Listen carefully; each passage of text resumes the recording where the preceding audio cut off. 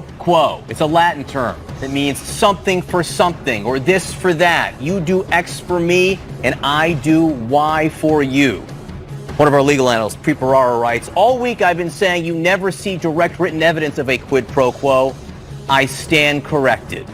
Corrected because of text messages released overnight. And that is the breaking news. These explosive text messages revealed by former special envoy to Ukraine Kurt Volker show how U.S. diplomats dangled a White House visit for Ukraine's president in exchange for Ukraine investigating the 2016 election and investigating the Bidens. One text from a senior Ukrainian aide to Volker reads, quote, once we have a date, we'll call for press briefing announcing upcoming visit and outlining vision for the reboot of U.S.-Ukraine relationship, including, among other things, Burisma, that's synonymous with Joe Biden, and election meddling in investigations. Now, Burisma, as I just said, is the Ukrainian gas company where Joe Biden's son, Hunter, served on its board.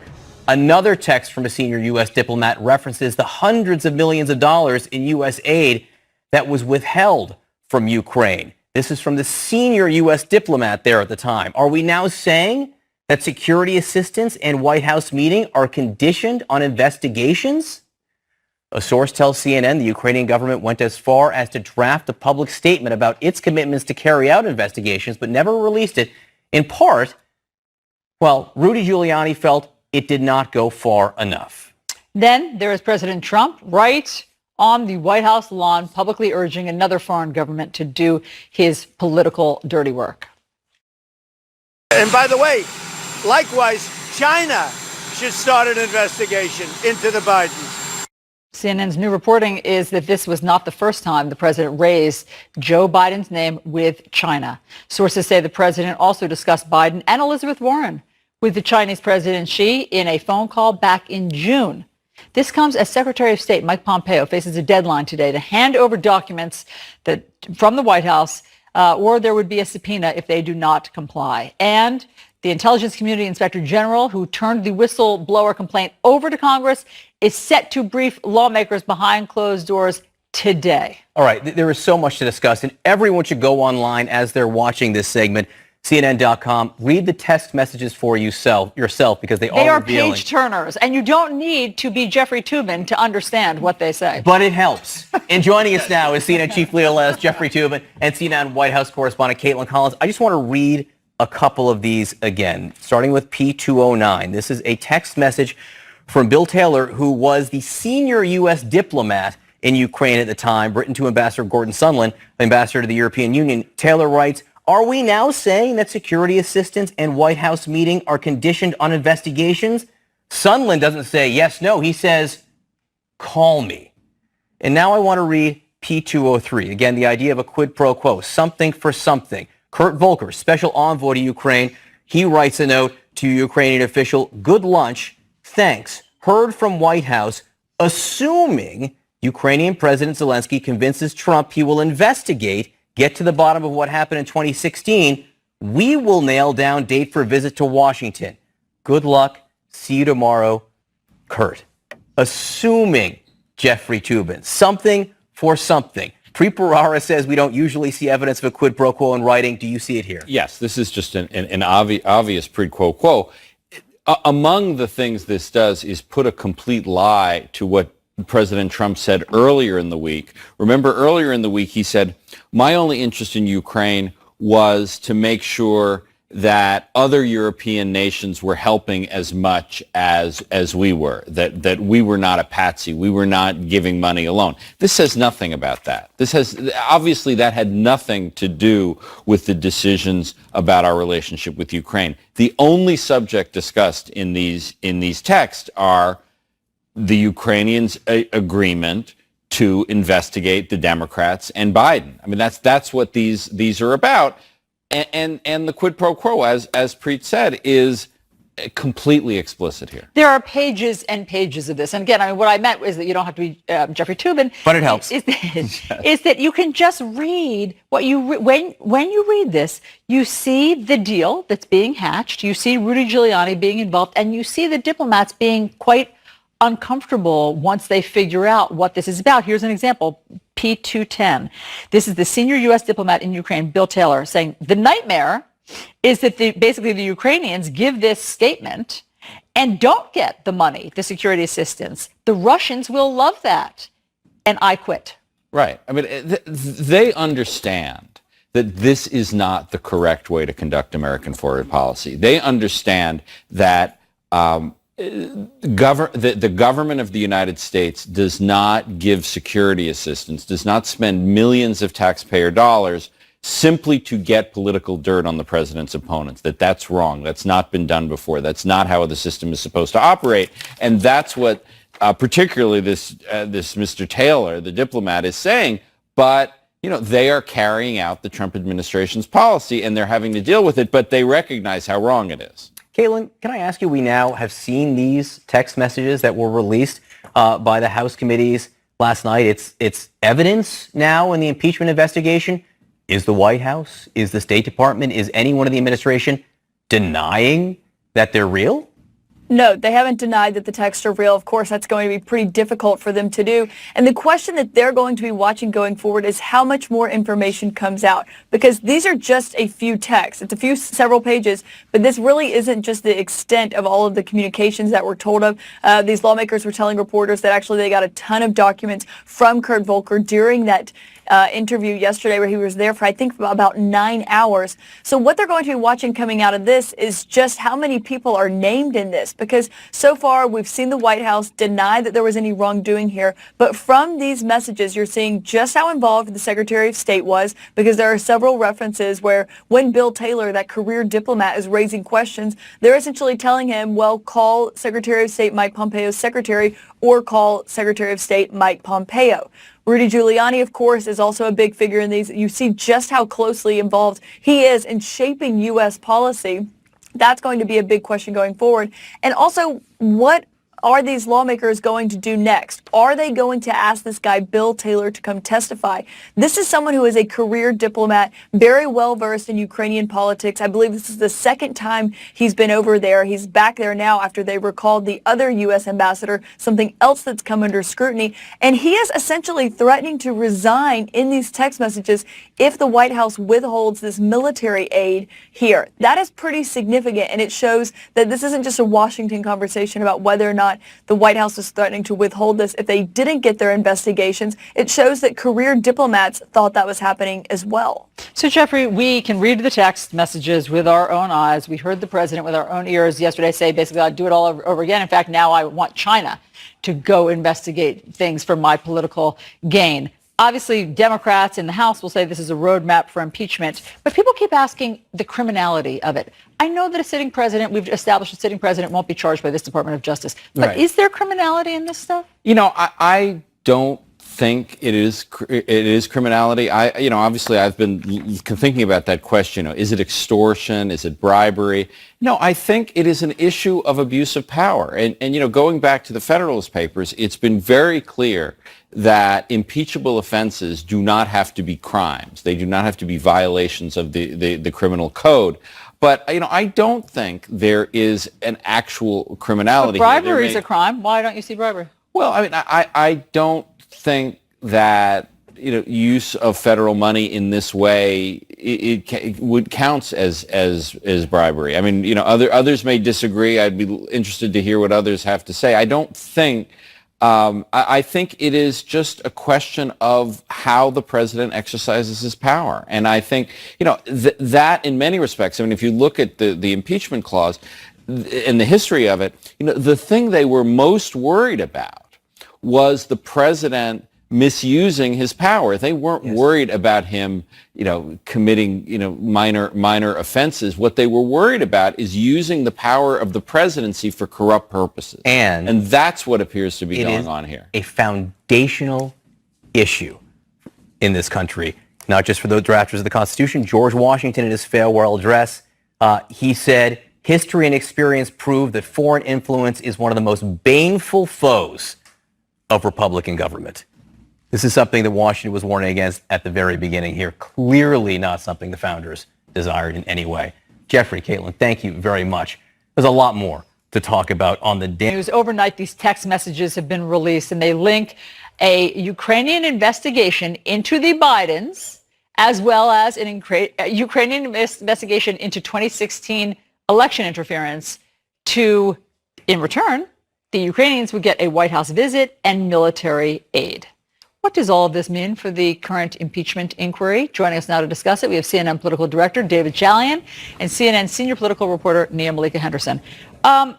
Well, David, did the impeachment inquiry of House Democrats need any more evidence? Because as of this morning, they have a lot more. I think this is actually one of the most fascinating things about this process, which is that the facts don't seem to be in dispute here. That is just not the norm of the kind of political brawls we've seen in the Trump era. The president isn't disputing the actual facts. What's being disputed here is the interpretation of what happened and whether or not it violated his oath of office, whether or not it measures up to a high crime and misdemeanor, if it's an impeachable offense. But it just seems that each day we've yet to see evidence emerge that I think helps the president's case. Each day, the revelations that we're getting seem to bolster exactly why Nancy Pelosi launched this formal impeachment inquiry. Nancy Pelosi said as much. Let's listen to what she said about this. The president has confessed to his violation of his oath of office right there, then and there. So there's not too much inquiry. It's sad for our country that we would have a president who would put us in this situation. But no one is above the law, and the president will be held accountable. Nia, she's making the point we don't need that much inquiring. And to an extent, if you listen carefully to discussions, every once in a while you hear an if or a what if. There's no if to a lot of this. The text messages are and is. They are what they are, and we can read them. The president's phone call with the Ukrainian president is what it is, and we can read the rough notes from that. That's right. Yeah, go ahead. Yeah, and we heard the president yesterday on the White House lawn essentially say that he wants not only Ukraine to investigate Biden's, but also China as well. And we know that China is obviously an authoritarian regime that doesn't actually have a real system of justice there. So, yeah, I mean, Nancy Pelosi obviously got a lot of criticism because she came out with formalizing this impeachment inquiry before the transcript was released. And she did that because of the president's own words, right? And everything that has come out before, since then, essentially three set of documents, right? First, the transcript or the memo of that call, and then the whistleblower complaint, and finally, these text messages, which are incredibly easy to read, incredibly easy to understand, and incredibly damning to the president. The president all along has been saying, oh, listen, the whistleblower doesn't have any credibility. Well, listen, you don't even need the whistleblower at this point because you've got the transcript, of course, or the memo of the call, as well as these text messages. We'll see what else comes out. Certainly there will be more to come out. Atkinson, the IG, is going to talk before the committee today and be deposed. Certainly he'll have more information. The meeting that we saw yesterday with the Ukrainian envoy, that was 9 hours, right? And we see there are additional names and information in all of the documents released out of that. And there are more documents that are going to be released even from his conversation, yesterday's 9-hour conversation. Yeah. So we'll see what comes out of today. And this is what makes it very uncomfortable for Republicans. They don't know what's around the corner. The president probably does because he was involved in a lot of this, Rudy Giuliani as well. But Republicans themselves are kind of in the dark about what additional shoes will drop.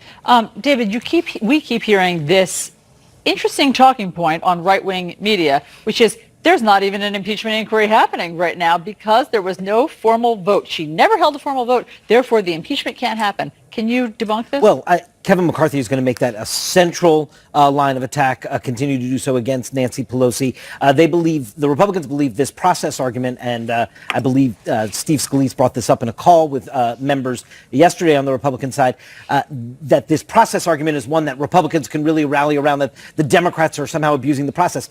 That there is no indication in the Constitution whatsoever that in order to move forward with impeachment, you actually need a vote on the floor of the House launching the impeachment inquiry. That doesn't exist. We've seen it in the Nixon and Clinton eras, but that does not mean that Nancy Pelosi has to do this. Now, she was pressed on this yesterday, and she said, listen, we could have that vote if we want to, just to sort of steal talking point away from the Republicans. I think initially she really didn't want to have that vote because she was trying to protect her members in tough districts from taking a tough vote. But obviously, that's, the horse left the barn on that. So it would be an easier vote today. Yeah. I don't think they fear that vote. They may fear the delay. They don't want to have to wait until everyone comes back in a week to push this forward. All right, Nia, David, thank you very much. Thank you. Yeah, we should stop sleeping because a lot happens while we're sleeping. A lot comes out, so stop sleeping. We don't sleep much either, okay? We don't. And to have something like this major, develop in the 1 hour where you shut your eyes is truly a That's on released overnight, show how U.S. diplomats coordinated with a top aide of Ukraine's president and Rudy Giuliani to try to leverage a meeting between President Trump and the president of Ukraine if the Ukrainians would agree to the conditions. And those were to investigate the 2016 election and to investigate Joe Biden and his son. This morning, I spoke with former White House Communications Director Anthony Scaramucci about these revelations. Anthony, great to have you here in studio. So much has happened overnight. People are just waking up to these text messages between these diplomats, and they seem to spell out the roadmap for the directive that they've been given, either from Rudy Giuliani or the president. Let me take you through a couple of them. This is one from the U.S. ambassador to the European Union, Gordon Sondland. Do we still want Zelensky to give us an unequivocal draft with 2016 and Burisma? So in other words, is Zelensky going to give a statement in which he brings up Joe Biden, is basically what they're saying. And then the special envoy for Ukraine, Kurt Volker, says that's the clear message so far. Next text, this one from the senior U.S. diplomat in Ukraine, Bill Taylor. Are we now saying that security assistance, meaning the military funds, and White House meeting are conditioned on investigations, meaning investigations into the Bidens? Here's where Gordon Sondland says, call me. Even he knows at this point that the texts are getting dangerous. He wants to do it in person. Next, this is from the senior U.S. diplomat in Ukraine, Bill Taylor. The nightmare is that they give the interview, meaning the Ukrainians make this statement, and don't get the money, the security assistance. The Russians love it, and I quit. Oh, good for him. But what do you hear in these texts? Well, I hear rank criminality. I hear pressure on American diplomats coming from above to push them to do things that are actually a revocation of the Constitution. And so the president his defense will be, well, he can't control those guys. He'll say all that sort of nonsense. But the very, very good news is we have the president on tape now saying that he wants to disavow his oath to the Constitution and what protect part are you talking about? Which part? Well, I mean, there's several different things he's done. He's admitted openly at the UN that he had no problem asking the Ukraine for favors, so he admitted that openly.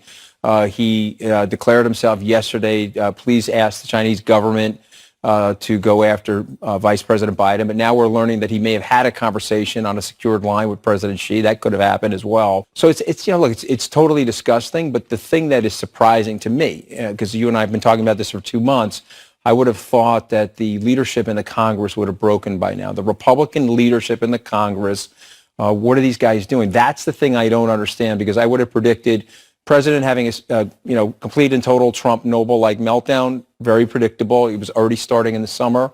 But where is the leadership? Where's the statesmen and women in our Congress, Alice? And that's the trouble that I'm having. I can't figure that out at all. Well, before we get to all of that, I just want to talk about, I think that this captures a very transactional nature, and they just spell it out. So you're now saying that the military assistance is conditioned upon the Ukrainians making that statement. That's what our top diplomats are saying. And because you know the president and you know how the White House operates, are there quid pro quos like that? Is the president as transactional as these? Well, listen, I think it's very obvious. So the short answer to that is yes. But the more complicated answer is that this is systemic injustice. This is systemic criminality. And it's coming from the top. And so what ends up happening is just like in the Richard Nixon situation, these guys are racing to cover it up, but they've got too many people involved now in the story. And so there will be honest people who have good conscience that will look at the situation and say, wait a minute, I'm not covering this up for this guy, or I'm not going to stain my family by being associated with this. But you know the president. Do you have text messages like this? Do you have text messages whereby there's always a deal? The president doesn't send text messages. I've never gotten, just very candidly, I've never gotten a text message. He doesn't text. He doesn't send text messages. He would call you, yeah. But I've never gotten a phone call like that either. And so I want to be very clear about that. But you're in a different situation with the president now. He's under a tremendous amount of pressure. Poll numbers are a complete disaster. He's in a panic. He's about to be completely humiliated as an incumbent president who had a reasonably good to very good economy. His personality and style and his traitorous nature, because you have to call him for what he is. The American president is a traitor to the United States. So he is literally the most un-American president that we've had probably since Andrew Johnson. So this is a full-blown disaster, and he's reacting to it in a way that somebody doesn't have any principles or any morals. But explain to us, so that it'll continue to get worse, and hopefully the Congress will break at some point. What I hear here also are career diplomats who are feeling compromised. When you hear them say, call me, when there's something that gets heated. So are you now saying, basically, is what Bill Taylor asks, that the military aid is contingent upon Ukraine saying this, and then you hear Gordon Sondland say, call me. So that they know that they're wading into dangerous water, and they've become compromised. The guy's saying he's going to quit. The guy's saying he's going to quit. Well, that's true, but I guess what my point is that people around in the White House, people around the president, are they feeling compromised? Do they start to feel their principles becoming compromised? How could they not feel compromised? But psychologically, what starts to happen is you start to weld yourself to the president because you're stuck now. And you have to also remember that if you're stubborn and you have an ego, you don't want your detractors to be right. You don't want your critics to be right. And so now you're forced into this sort of siege mentality. You're forced into a Stockholm syndrome, and you start welding yourself to the president, and then you become part of a two-sided coin. And that's the danger that's going on right now, that people are so scared and there's such a cultish-like atmosphere going on that they're afraid to break and run. And that's another thing I've said to you, that we have to create an off-ramp for these people. We have to say, okay, listen, it's okay. You can walk out of there. You'll get your dignity back, have some moral courage, and just admit the truth to the American people of what is actually going on. George Conway, Kellyanne Conway's husband, wrote this 30-page opus basically about spelling out how he believes the president is mentally ill and has narcissistic personality disorder. Yeah. Your thoughts? Well, I read the entire piece. I've gotten close to George. I was impressed with the piece. It is a full-blown treatise, written like a real litigator would write it, with all the facts fully articulated in the case. And so it would be very, very hard to read that and have a counter treatise, if you will, or some kind of defense of the president. But I mean, you agree that the president is officially mentally ill from what George Conway made. Yeah, I think I think the president is a sociopath, and I think he has levels of mental illness, but I also think he has levels of mental decline. Anthony Scaramucci, thank you very much. John. All right. Thank you very much, Allison. So how will Republicans in Congress react to the release of what some are calling the smoking texts? A former Republican senator who was called on someone of stature within the Republican Party to, quote, stand up, joins us next. Text messages released overnight linking a Ukrainian investigation into the Bidens in the 2016 election to a White House visit and maybe even military aid. How will Republicans in Congress respond? Joining me now, Judd Gregg, former Republican governor and senator from the great state of New Hampshire. Thank you so much for joining us this morning, Senator. Politico calls these texts released overnight the smoking texts. Text messages that seem to link a meeting between President Trump and the president of Ukraine with investigating the Bidens, maybe even military aid. What do you see here? Well, I haven't read the text messages. I've heard your reporting on them a little bit this morning as I've been listening to the show. I don't see the president's being involved in them. You've got a lot of people who are in the State Department and staff that's involved in them. And so I think you need to know a lot more about them before you come to that sort of a conclusion. And of course, Politico tends to be out there in its conclusions. Well, what we do have the president's involvement is, among other things, we've seen the notes the reconstructed transcript of the phone call with the president of Ukraine, where he quite explicitly asks the president of Ukraine to look into the Bidens. We have the president of the United States yesterday explicitly on the White House lawn asking Ukraine to look into the Bidens, and China as well. So your reaction to that? Oh, I think that's totally inappropriate. I thought it was inappropriate when he congratulated China on 70 years of communist rule. I think that was pretty incredible. But those aren't impeachable offenses, in my opinion. So there's a lot of hyperbole going on here, and there's sort of a lynch mob mentality from some sectors of our political spectrum. But so far, I haven't seen anything that raises itself to the level of a high crime and misdemeanor, which is the standard you have to confront if you're going to try to remove somebody who's been elected from office, especially the President of the United States.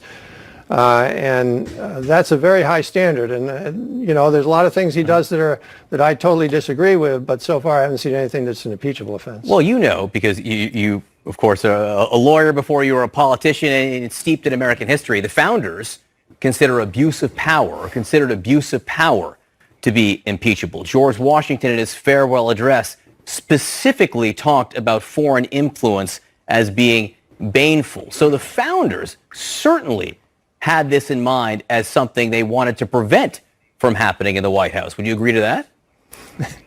No, I don't think the founders had in mind Donald Trump ever becoming president. The founders set out the term, which was an old English term of high crime and misdemeanor.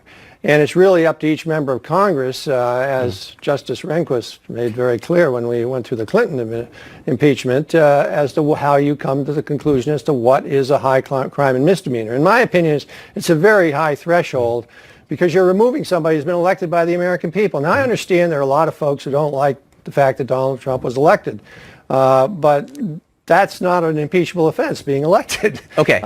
What's impeachable is violating the law when you're president in a way that transgresses on the office of the presidency and the purposes of the Constitution. I will note a high crime and misdemeanor. They do not explicitly say in the Constitution it has to be a violation of the law. I don't want to get into a constitutional debate, but I want to read you something you said here. You said it would be welcome to very many Americans if right now someone of stature within the Republican Party would stand up and call the nation to a higher purpose.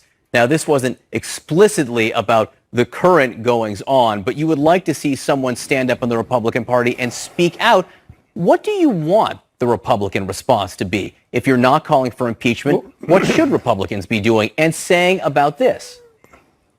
Well, to reflect that article accurately, I said it about the Democratic Party, too. I think both parties have a fundamental problem now, which is that their leadership is not reflective of what I think is the basic American view of what government should be doing.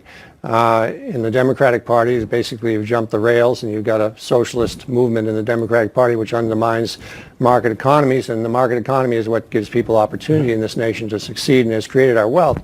On our side, we've got a president who's extremely erratic, who's undermined the character of the office of the presidency, and I think somebody in our party of stature should, and on the Democratic side, should stand up and run and make a point, whether I don't think they get the nomination at this time, but at least make the point that a lot of the policies, especially of this administration, are not Republican policies. The running up of the debt at the rate it's being run up, the disavowing of our international alliances, which has always been a Republican philosophy, that you have strong alliances with democratic countries. The commitment, in my opinion, to industrial policy, which is on steroids, coming from the Secretary of Treasury and the President, where they pick winners and losers, that's a Democratic policy, not a Republican policy. So I think there's a lot to talk about on substance, on policy substance, which should be discussed as we go into the next election and in our party, but on the Democratic side also. There's nobody... I've read all of I've read many of your essays of late, and I think they are very interesting. And as you say, you're equally critical of Democrats. But what's interesting is, having been a Republican senator, Republican governor, a member of the Republican Party, when you suggest that someone of stature should stand up, and you just said should run against the president, that's interesting to me. And you talk about the policies, but you go beyond the policies in your writings, which I've looked into as well. You say Donald Trump has turned the presidency into an extrusion of childish tantrums, superficial and dishonest claims, and consistent inconsistency. And what we hear largely from Republicans in Congress now about that statement that you wrote down is silence, is silence. So what do you want to hear from the Republicans in Congress now about what you just wrote, about what you say are childish tantrums, superficial and dishonest claims, and yesterday calling on China to investigate the president? What should Republicans be saying about that? Well, I think I just said what I think they should be saying, that somebody should confront this administration within the Republican Party on whether we're going on the right route or the wrong route on policy, specifically on things like spending, on things like international alliances, on things like industrial policy. So I guess the question is, and I think Senator, there are people within the Senate, hopefully, I hate to who can do interrupt, that. but it sounds like what you're saying is, you know what, say it's bad, but you're okay with the fact that he keeps on doing it. Let him keep on doing it. Let him keep on going out to the White House lawn saying, China, investigate Joe Biden. Well, what I'm saying is that somebody should question what he does when he does things like that. I don't think I've made the characterized it the way you just characterized it, but if you want to put my words in your mouth and characterize my opinions, I guess that's the policy that you want to pursue. No, I don't. I just want to know how you would policy. stop him from doing, if you think it's wrong, as you did and you just said, how would you stop him from doing that? Well, he was elected president. I know that CNN and you folks have a lot of problems with the fact that he was elected president, but he is the president of the United States. And I'm not the president, nor is anybody else the president. So he's going to continue to do what he wants to do in the form that he wants to do it. And there's not much I can do or you can do, even though you are certainly attempting to, by trying to impeach him. It's going to change that until something happens that leads to that course, which, as of right now, I have to be very honest with you. The fact that he was elected president is not an impeachable offense. I have very strong disagreements with the fellow, but I don't see him being impeached over anything I've seen so far. Okay, look, I appreciate your view on that. I wouldn't want you to put words in my mouth. I'm not saying I want to see the president impeached. I'm just trying to understand from the Republican angle if you have an issue with what he's done.